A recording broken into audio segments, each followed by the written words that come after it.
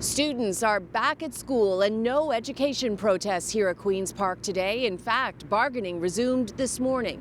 And just before the two sides sat down to talk, the Premier says the government sweetened its proposal. He was decidedly more conciliatory today. I don't want to fight. I just want the kids in school.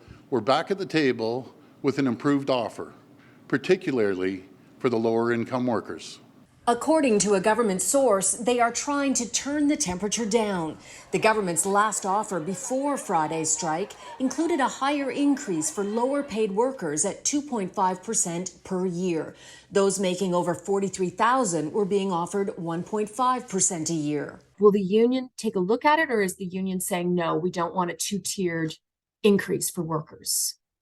Look, I mean, I'm not at liberty to really talk about details about what's happening at the bargaining table, but I can tell you that our bargaining team is willing to look at anything, especially proposals that lift up the lowest paid education workers in the sector. CUPE has argued education support workers are the lowest paid in the schools. They are the librarians, education assistants, early childhood educators, and caretakers. The average salary is $39,000 a year, but that includes part-time workers. Solidarity!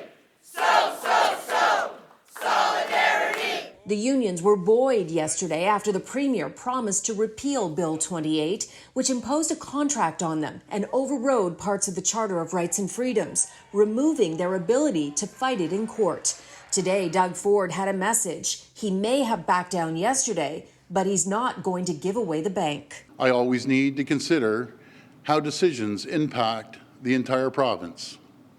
Our agreement with CUPE, it will have massive impacts on broader public service salaries, especially as we continue negotiating with teachers.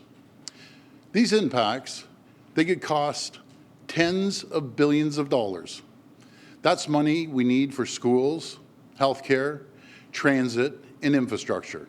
And this comment from Doug Ford appears to be a clear message to teachers' unions who are currently in contract negotiations. There's other workers that are making $100,000 plus benefits, plus pension, plus 131 sick days and everything else. But I want to take care of the lower income workers. The Premier again promised to introduce legislation to repeal the controversial bill on Monday. The union says it won't sign any deal until it's gone. And the union can strike again if it's unhappy with negotiations, but it will have to give 5 days' notice.